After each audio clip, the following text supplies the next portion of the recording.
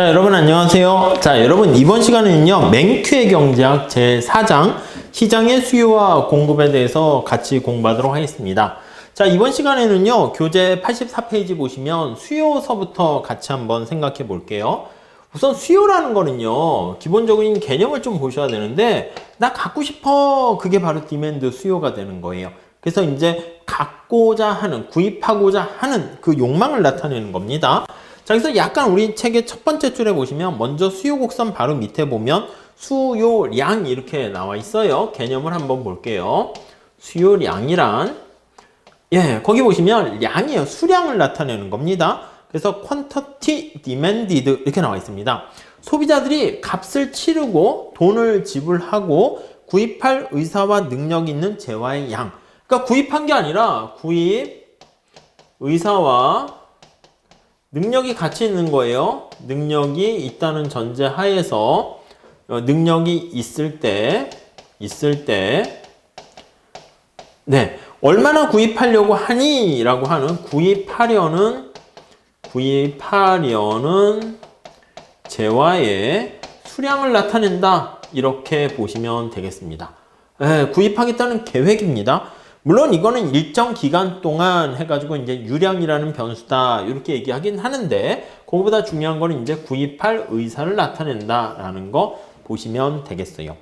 자, 거기 보시면 내가 뭐 아이스크림입니까? 아이스크림이 여기 있어요. 아이스크림이 있습니다.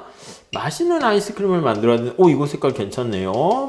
맛있어 보이지 않나요? 이거 괜찮네요. 이거 제가 좋아하는 게 여기 보면 이제 과자인데 과자 여기에다가 이제 무슨 뭐 별사탕도 집어넣고요. 이렇게 이거 좀 이상한가요? 아무튼 뭐 그만할게요. 여기 뭐 이렇게 여기 해가지고 뭐 이런 것도 있어요. 아무튼 이 아이스크림을 너 몇 개 살래? 이렇게 고민을 하는데 아이스크림을 몇 개 살까? 수량에 영향 미치는 요인들이 뭐가 있을까요? 함수 관계로 표현하면 이게 XJ의 소비량이라 할게요. 첫 번째는 그 재화의 가격이 사실은 제일 중요해요. 아이스크림 가격이 살까 말까에 많은 영향을 미치게 된단 말이죠. 그리고 또 뭐가 있을까요? 맞아요. 아이스크림 말고 아이스크림을 내가 사러 갔는데 뭐라고 할까? 팥빙수가 또 가격이 또 싸졌어. 그러면 아이스크림 가격은 상대적으로 비싸진 거잖아요. 그러니까 다른 관련재의 가격이 또 영향을 미쳐요. 이거는 프라이스인데 YJ의 가격이니까 다른 재화의 가격이고 이건 아이스크림인 XJ에 대한 수량이라고 할게요. 자, 여기에 영향을 미치는 것은 이거는 XJ에 대한 가격이다. 이렇게 보시면 되겠고요.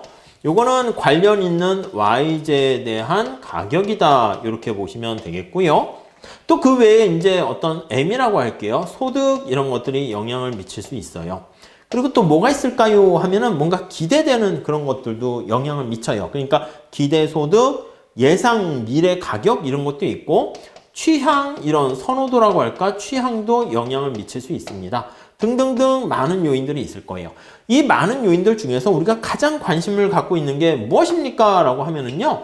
보통은 우리가 얘기하는 게 그 재화의 가격이 변했을 때 그 재화에 대한 소비량이 얼마나 어떻게 변하니? 요게 주로 관심사가 된다라고 보시면 돼요. 요게 이제 관심사가 되면 나머지 요인들은요. 우리가 한꺼번에 다 고려하기 어렵잖아요. 우리 모델이라는 거 봤죠? 그래서 관심 없는 거는 우리가 고정돼 있다라고 간주를 할 겁니다. 그래서 거기 한번 보시면 밑에서 세 번째 줄 표현 한번 보세요.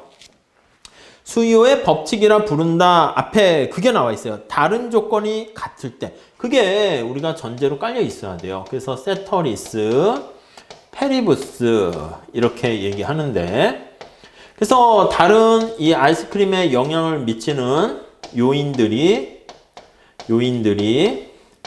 일정하다는 가정하에서 얘기를 진행하게 됩니다. 그랬을 때 사과 아니면 아이스크림 이런 거의 가격이 비싸지면 소비량이 감소하는 게 당연하죠. 이걸 뭐라 그런다? 이거를 수요의 법칙이다. 이렇게 얘기합니다. 거기 아이스크림 가지고 얘기하고 있는데 이거는 뭐 다 쉽게 아실 것 같아서 가격이 비싸지면 사람들이 물건 소비를 줄이고 가격이 싸지면 많이 사는 거기 밑에 그림 보시면 왼쪽에 수요표라고 있습니다. 이게 스케줄입니다. 스케줄. 아이스크림 가격이 빵원일 땐 12개까지 사려고 그러고 0.5달러일 때는 10개, 1달러일 때 8개. 점차 가격이 올라가게 되면 소비량이 줄어드는 거 알 수가 있어요. 그걸 오른쪽에 그림으로 나타낸 겁니다.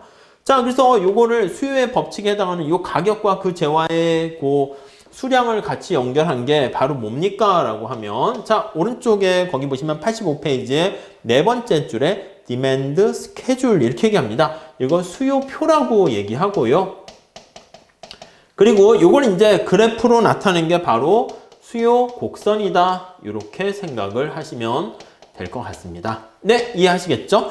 자, 거기 보시면 수요표 다음 줄에 보세요. 이 표는 거의 밑줄 치셔야 됩니다. 소비자의 수요량을 결정하는 다른 변수들은 변함이 없다는 것을 전제하고, 그러니까 다른 요인들은 다 고정됐다는 전제 하에서 그 재화, X제, 아이스크림의 가격이 변했을 때 얼마나 소비량이 변하니 그걸 나타내는 것이다 라고 보시면 되겠습니다. 자, 여기서 첫 번째는요, 수요 곡선에 대해서 거기 위에 제목 보시면 가격과 수요량과의 관계, 이걸 나타낸 거 우리가 확인할 수가 있겠습니다.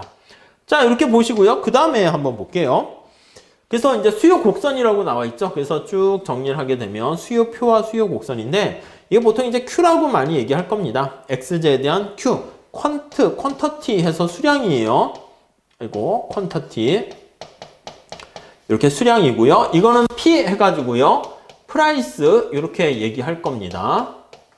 자, 그래서 거기 그림 보시면 이렇게 수요 곡선 자체가 뭐 항상 그런 건 아닌데 일반적으로 이렇게 수요의 법칙에 따라서 우하향한다 이렇게 얘기를 하는 겁니다. 그래서 가격이 만약에 거기 있는 것처럼 P0 가격하에서는 너 몇 개까지 살래? 나 이만큼까지 살 거야. Q0만큼 살 거야. 이렇게 사겠다는 계획을 나타내는 거예요. 산 게 아닙니다. 가격이 하락하면 어떻게 된다고요? 가격이 이렇게 하락하게 되면 나 이만큼까지 더 많이 살 거야 라는 계획을 나타낸다 라고 보시면 돼요. 자, 그래서 여기를 만약에 A라 그러고 여기를 B라고 그러면 여기다 한번 표시를 해볼게요. 자, 가격이 이렇게 떨어졌잖아요. 그때 소비량이 증가한답니다. 네, 이걸 나타낸 게 우양하는 게 수요의 법칙, 그리고 수요표, 수요 곡선 이렇게 되는 거 알 수 있어요. 다음 우리가 이제 볼 게 바로 뭐냐면 거기 4-2에 B 이렇게 나와 있는데 시장 수요와 개별 수요 이렇게 나와 있어요. 여기다 한번 다시 한번 해볼게요. 자, B 보시면 자, 시장이라고 하면 많은 사람들이 모여 있는 거예요. 그래서 물건을 사는 사람들은 우리가 소비자 이렇게 얘기했잖아요. 이 소비자들이 다 모여 있는 그 집합체를 시장 이렇게 얘기한다고요. 그래서 개별 수요 나와 있는 것을 우리가 합하면 되는 겁니다. 아이스크림에 대한 개개인들의 사람들이 있는데 개개인들이 얼마나 아이스크림 갖고 싶어. 그게 이제 개별 수요라고 하는데 그걸 서메이션 해가지고 합한 것이다 라고 보시면 돼요. 합해 이렇게요. 그럼 그게 시장 전체 수요가 된다라고 생각하시면 되겠습니다. 자, 거기 보시면은요. 그림을 한번 보세요. 다음 페이지에 나와 있는데 자, 두 사람이 존재하고 있습니다. 그림 4-2를 한번 보도록 합시다. 자, 거기 보시면은 아이스크림 가격이 얼마 이렇게 주어져 있어요. 여기 보시면 P 해서 아이스크림 가격입니다. 가격이 빵일 때, 가격이 0.5일 때 점차 비싸집니다. 1일 때, 1.5일 때 한 요 정도만 하죠. 자, 캐더린의 수요량은 어떻게 됩니까? 하면 이 아이스크림에 대한 캐라고 쓸게요. 캐더린의 수요. 그리고 또 니콜라스에 대한 수요 이렇게 있어요.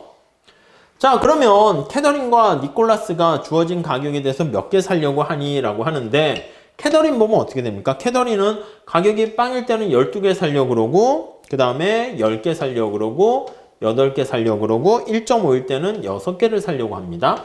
니콜라스 같은 경우는 몇 개 살려고 합니까? 라고 하면요. 다른 색깔로 해볼게요. 거기 보니까 7개 살려고 그러고 가격이 빵이어도 얘는 7개밖에 사질 않네요. 캐더린이 더 아이스크림을 좋아하나 봐요. 6개, 5개, 4개 이렇게 돼 있어요. 자, 시장에는 캐더린과 니콜라스 2명만 존재하는 상황이라고 상정을 해봅시다. 이렇게 둘만 존재하는 가운데 시장 전체 수요량이라고 할게요. 시장 전체 마켓이라고 할게요. 그럼 이거는 두 사람의 소비하는 양을 합한다 라고 보시면 될 것 같습니다. 그러면 요거 빵일 때는 캐더린이 12개 사고 니콜라스가 7개 사기 때문에 몇 개가 팔리겠습니까? 맞아요. 2개 합하는 거야. 19개 되고 다음 여기는 10과 6 하니까 16 이렇게 될 것이고 8과 5 그 다음에 6과 4 해가지고 이런 식이 될 겁니다. 밑에 그림으로 연결된 거 잘 보세요. 자, 캐더린의 수요가 있고 니콜라스의 수요가 있는데 여기 보시면 Q로 더 있잖아, Q. 근데 우리가 X축, Y축 중에서 Q는 수평축에 나와 있는 거 있죠. 그래서 이걸 합해 이렇게 나타내는 건데 이 합하는 거를 우리가 수평의 합이다 이렇게 얘기를 해요. 수평으로 서메이션해서 합한다.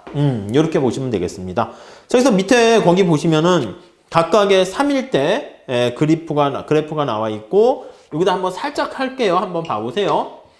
자, 거기 보시면 그림을 좀 조그맣게 그립시다. 조그맣게 그립시다.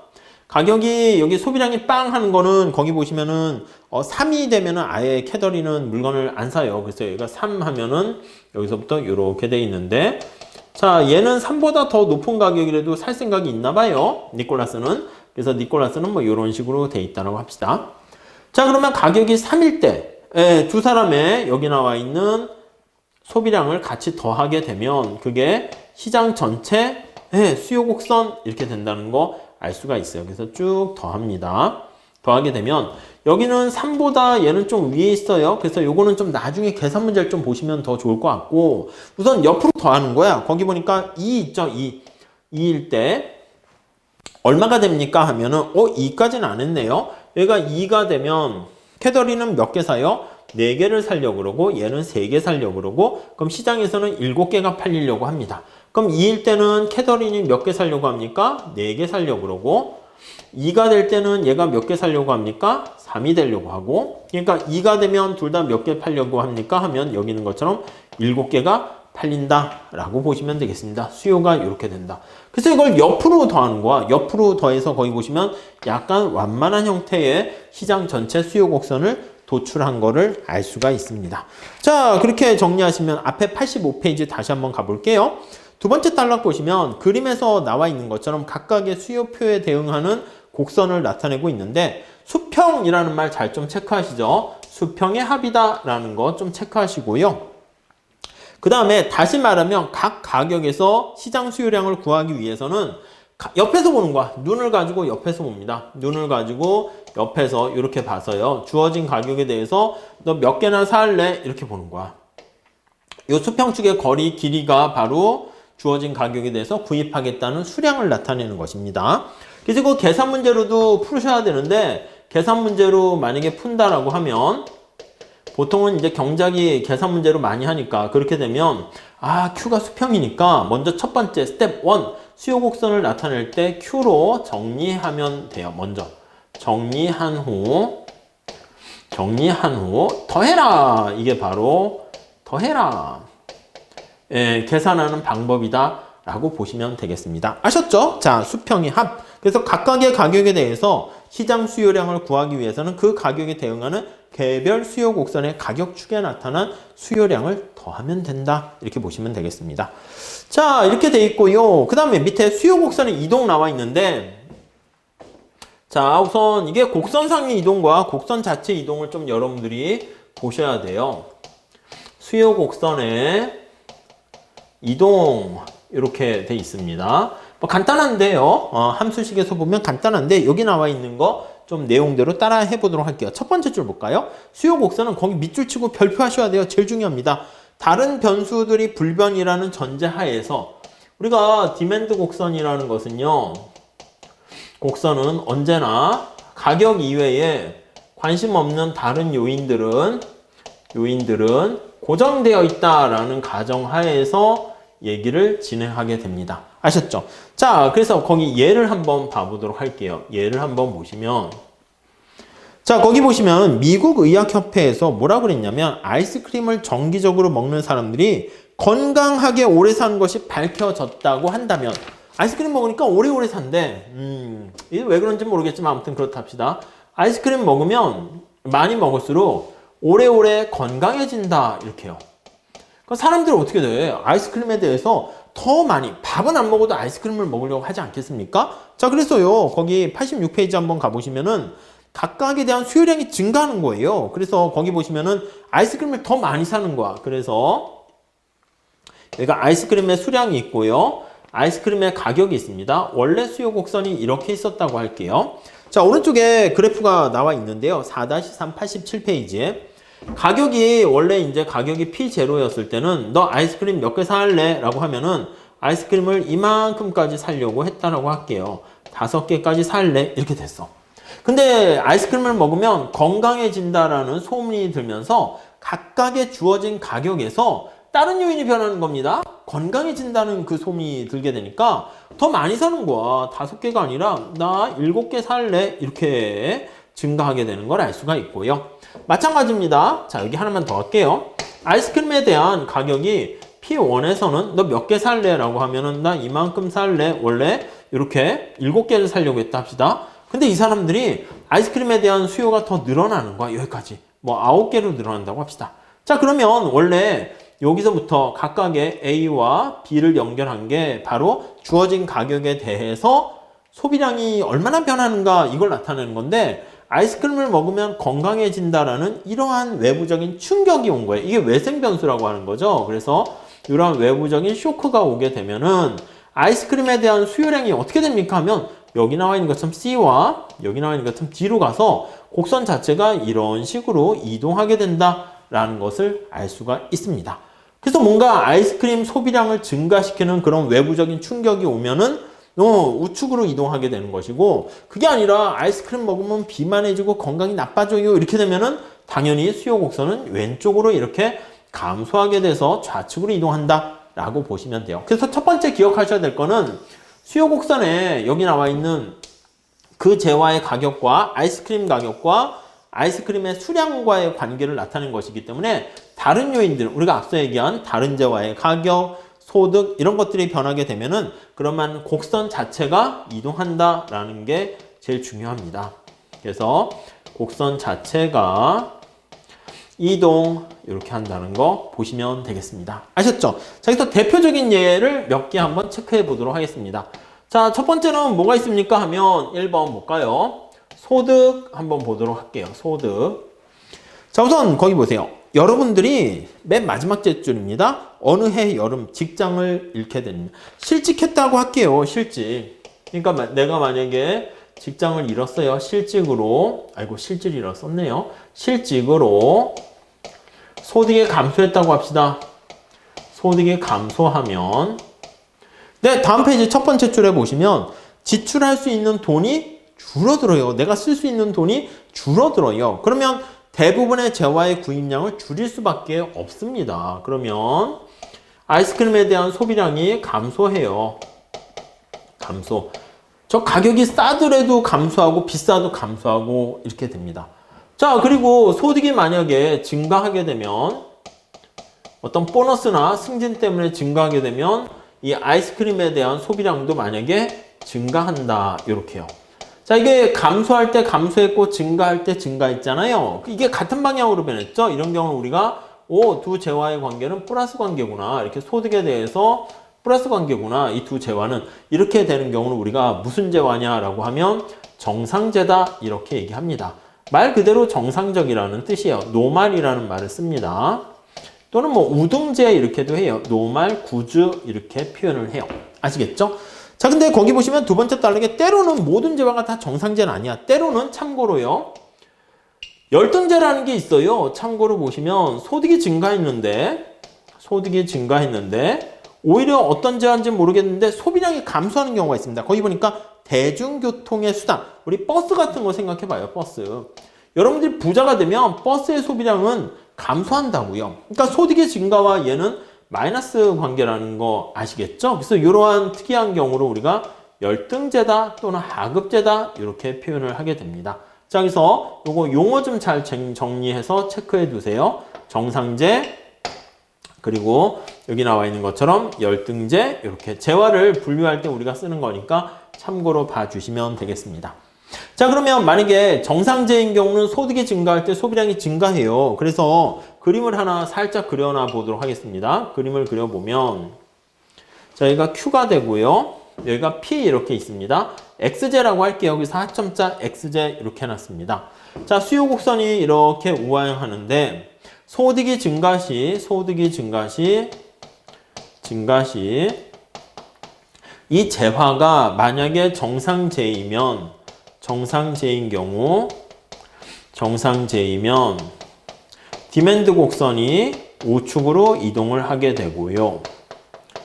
그리고 만약에 열등제이면 자, 오히려 소득이 증가하면 소비량이 감소하는 거예요. 그래서 이때는 디맨드 곡선이 좌측으로 이동한다. 이렇게 보시면 되겠습니다. 이해가시죠? 자, 그래서 다시 여기다 한번 정리를 해보면 정상제인 경우에는 얘가 소득 증가 시 우측으로 이동해요. 소득이 감소면 반대로 해야 되고요. 열등제인 경우에는 이렇게 해서 소득이 증가할 때 오히려 소비량이 감소한다라는 거 좀 봐주시면 되겠습니다. 자, 다음에 연관제 가격 한번 볼게요. 자, 우리 관련제, 연관제 가격 한번 보시죠. 연관제 가격 한번 보시죠.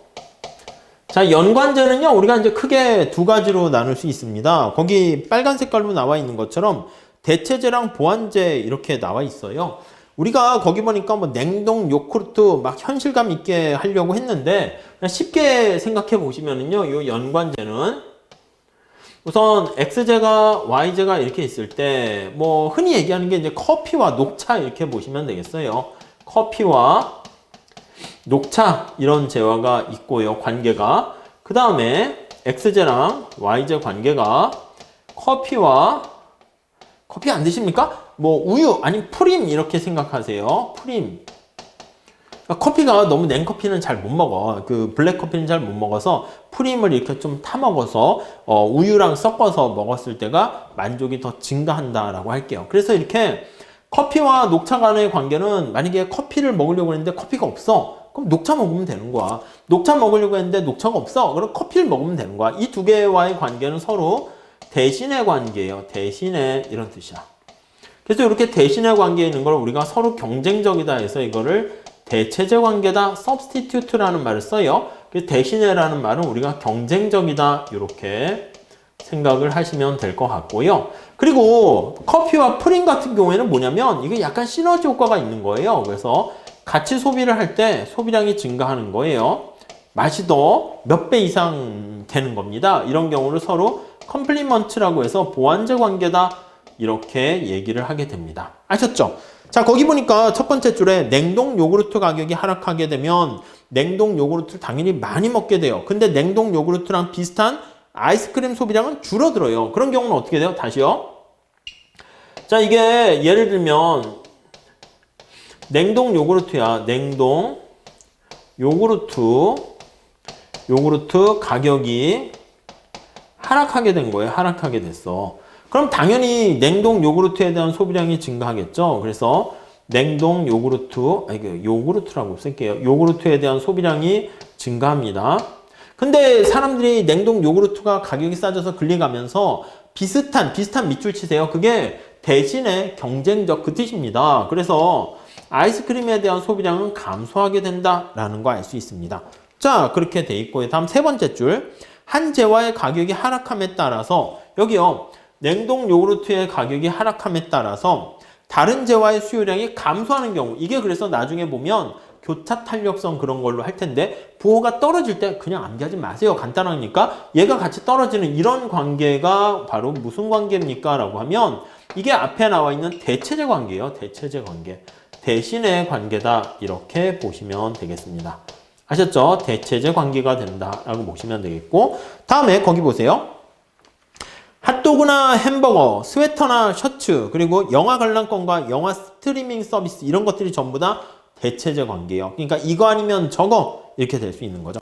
자, 반면에 거기 보시면 핫퍼지, 잘 모르니까 역자님들께서 설명해 줬어. 아이스크림에 얹어 먹는 첨가물의 일종이네. 그러니까 아이스크림 위에다 뭐 이렇게 뭐 과자 부스럭재기 같은 거 집어넣으면 더 맛있나 보죠? 그러면 핫퍼지에 대한 가격이 하락하게 되면 핫퍼지에 대한 수요가 증가하는 거야. 그러니까 프림의 가격이 하락하게 되면 프림을 많이 먹게 되는데 프림의 가격이 하락하니까 프림을 더 부담 없이 살 수 있어서 커피까지 덩달아 소비량이 증가합니다. 그래서 시너지 효과를 나타내는 요거는 저는 덩달아 효과라고 얘기해요. 덩달아. 같이 흥하고 같이 망하는 관계를 우리가 보완제 관계다 이렇게 보시면 돼요. 자, 그래서 거기 보시면 핫퍼지의 가격이 하락하게 되면 아이스크림을 더 많이 사 먹게 됩니다. 그래서 이런 경우로 우리가 보완제 관계다 이렇게 보시면 돼요. 그래서 여기다 한번 쓸게요. 핫퍼지 퍼지의 가격이 하락합니다. 하락하게 되면 자, 그러면 사람들이 핫 퍼지에 대한 소비량이 증가하면서 아이스크림에 대한 소비량도 같이 덩달아 증가합니다. 위에 거랑 약간 관계가 다르지 않습니까? 여기 보시면 핫 퍼지의 가격이 하락했는데 똑같이 하락했는데 얘는 아이스크림이 떨어졌는데 얘는 아이스크림이 늘어났어요. 이렇게 두 개와의 이런 관계가 있는 것을 우리가 이때는 보완제 관계다 이렇게 보시면 되겠습니다. 아셨죠? 그래서 요거 이제 그래프 자체가 이동을 합니다. 요거 한번 잘 보시면 냉동 요구르트 한번 생각을 한번 해보도록 하겠습니다. 냉동 요구르트 아이스크림에 관해서 한번 해볼게요. 아이스크림 시장이 있어요. 여기가 아이스크림 시장입니다. 아이스크림 시장.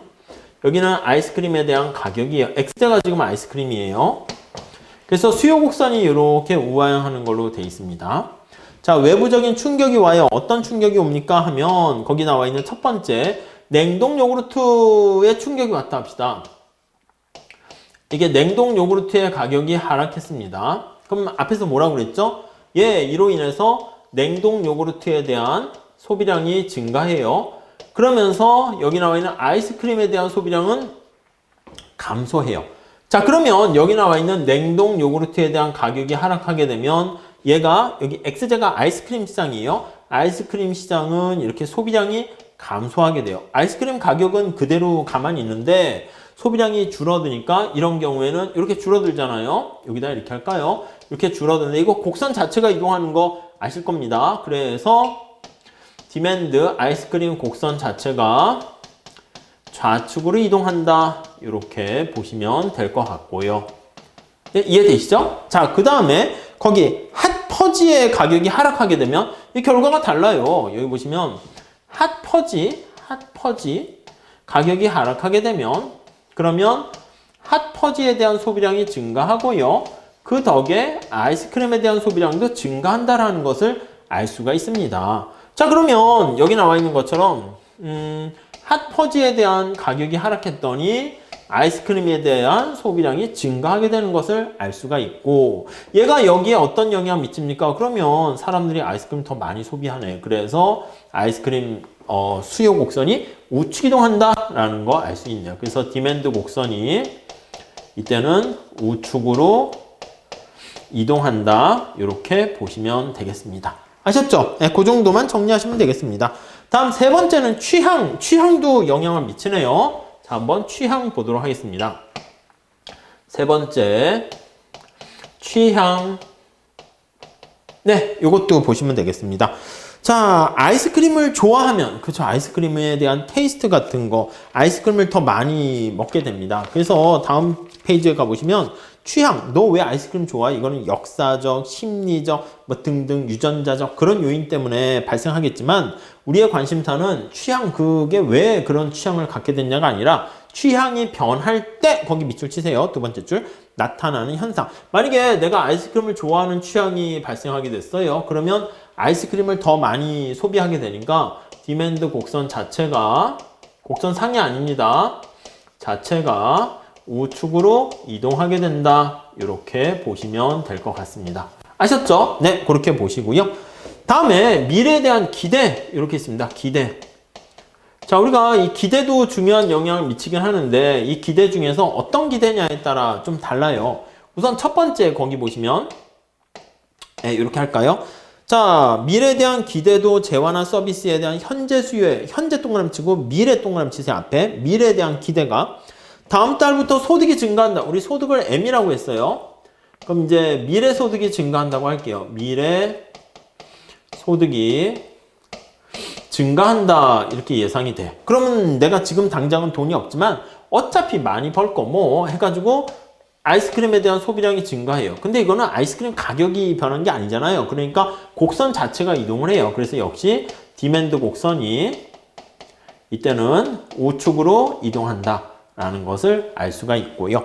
자, 아니면 거기 보세요. 내일 아이스크림 가격이 하락할 걸로 예상한다면 상승할 걸로 합시다. 그러면 아이스크림 X제 가격이 상승할 걸로 생각하는 거야. 그래서 미래의 X에 대한 가격이 예상 가격이 되는 거죠. 상승할 것 같이 생각해요. 그럼 여러분 지금 당장 먹어야 돼요? 앞으로 비싸질 것 같은 생각이 들면 앞으로 비싸진 다음에 구입을 해야 돼요? 지금 당장 구입을 해야지. 그럼 지금 당장 아이스크림에 대한 소비량이 수요가 증가합니다. 그럼 역시 디맨드 곡선이 네, 우측으로 이동한다. 이렇게 보시면 되겠습니다. 아셨죠? 뭐 기대 이렇게 보시고요. 다음 5번째 한번 볼까요? 5번째 또 영향 미치는 거는 구입자 수예요. 구입자 수, 구매자 수, 소비자 수라고 보시면 되겠습니다. 한 개개인들의 소비자가 아이스크림을 매일 하나씩 먹는다 할게요. 그러면 1년에 365개가 팔릴 텐데 만약에 10명의 소비자가 있으면 어떻게 돼요? 그 365에다가 10배로 많이 팔리게 될 거니까 3,650개가 될 겁니다. 그쵸? 3,650개가 될 거예요. 그래서 거기 나와 있는 것처럼 각각의 수에 의해서도 영향을 받게 됩니다. 위에 표가 나와 있는데 이거 절대 그냥 암기하지 마세요. 제일 중요한 포인트는 뭐예요? 가격이 변하면 곡선 상위 이동인데 그 외에 다른 게 변하면 곡선 자체가 이동하는 것이고 우측 이동이냐 좌측 이동이냐 그것만 좀 잘 신경 써서 생각하시면 되겠습니다. 그 요약이 한번 볼게요. 자, 첫 번째 줄 별표하셔야 됩니다. 소비자 수요량의 결정에 영향을 미치는 다른 변수들이 변하지 않는다는 조건 하에서 가격의 변화에 따라 수요량이 어떻게 변하는가를 나타내 주는 게 그게 바로 수요 곡선이고요. 앞에서 얘기했던 다른 일정하다고 가정했던 요인들이 변화하게 되면 곡선 자체는 이동하게 된다. 이렇게 보시면 돼요. 그래서 다음 달락에 나와 있는 게 바로 그 힌트예요. 그래서 만약에 수요 곡선 X축과 Y축이 있잖아요. 그래서 여기 그림을 살짝 그리면 여기가 뭐 X제 가격과 X제 소비량이에요. 그러면 얘가 변하면 이거 둘과의 관계가 남녀 주인공이야. 이게 이제 무대라고 보시면 돼. 이 둘과의 관계를 나타내는 게 수요 곡선이기 때문에 여기 나와 있는 PX가 변하거나 아니면 얘 놓을 수도 있어요. 아무튼 얘네들이 변하게 되면 이거는 곡선 상위 이동인데 그 외에 다른 게 변하면 곡선 자체가 이동한다 라고 보시면 되겠습니다. 아셨죠? 그래서 그거 좀 잘 보시고요. 우리 밑에 89페이지에 가보시면 사례 연구로 담배 소비를 감소시키는 2가지 방법이 있는데 그건 다음 시간에 다시 이어서 같이 공부해 보도록 하겠습니다. 감사합니다.